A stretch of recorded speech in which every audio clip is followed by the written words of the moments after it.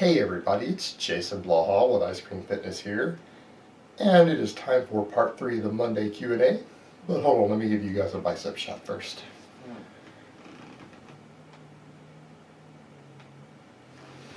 Okay, first question. Most efficient way to increase grip strength? You probably meant most effective, but the most efficient way would be to just do tons of pulling, and which means deadlifting, rowing, chin-ups, pull-ups, things like that, without straps or grip aids. That will build your grip strength up efficiently because you're not having to incorporate additional movements outside of your main compounds to do it. Now, to do it effectively, I'm going to give you my standard stuff. Things like captains of crunch grippers, squeezing tennis balls, and actually I have a captain of crunch gripper here, and if this is a number 1.5, and if you can't deadlift close to 600 pounds, you probably can't close this.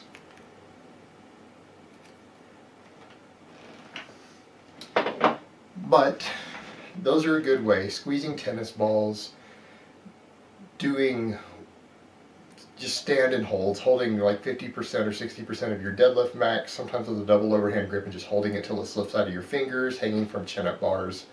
Grip strength is not particularly difficult to develop if you're willing to put a little bit of work into it and just find things like that to do.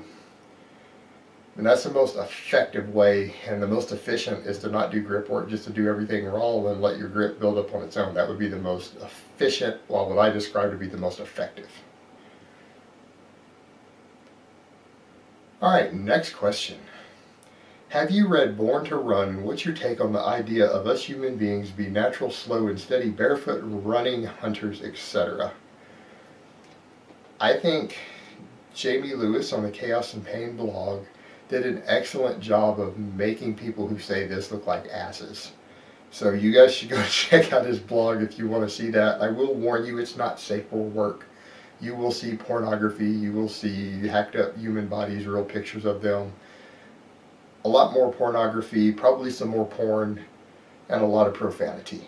But he has a really good blog, and I've seen him just take this argument apart mathematically and show the problems with it, and I tend to agree there. As far as I know, the records show better that we did shorter distance hunting and that we generally use group efforts to bring down big game for tens of thousands of years. It would be 5 or 6 or more men with spears basically circling around and getting around an animal until they could kill it, or dragging down mammoths in groups, rather than running something down for hours on foot. Because the reality is the caloric expenditure of a group of men to do this would probably exceed the caloric value of the animal. And if this was a primary means of obtaining tissue proteins and certain fatty acids in your diet, your tribe would probably starve to death.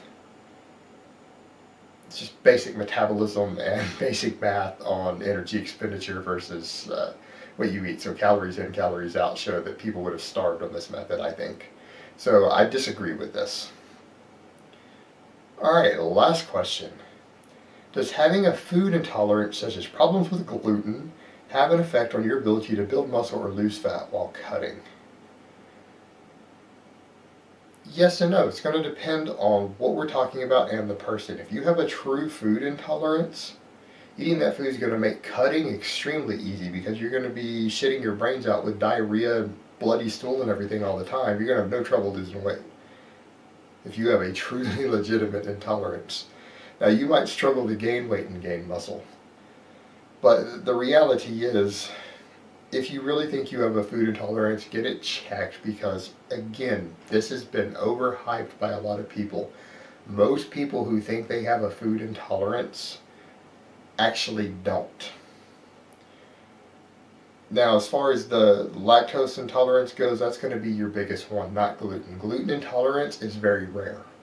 Lactose intolerance is fairly common, and it can be the same thing. If that person's trying to drink a lot of dairy, uncultured dairy, and it's going to vary. A lot of people can handle cultured dairy, or they can use lactate or things like that and still drink milk and do just fine, and others can't. It's going to depend on your level of lactose intolerance. But yeah, if you are lactose intolerant and you're trying to drink milk every day, you might struggle on your bulk because you're going to have diarrhea and other problems often. You're going to lose nutrients, you're going to lose protein that you're not absorbing correctly. And it isn't healthy. You could actually do long-term harm to your body by trying to use this as a method. Even using this as a method for weight loss. It is not particularly healthy. You will lose weight and cut easier on it, but it could kill you in the long term or cause irreversible organ damage if you tried to use it as a long-term weight loss strategy. So I wouldn't recommend it. Alright guys, so that's really all I have to say on that today. I hope it has been informative, and I will talk to you next time.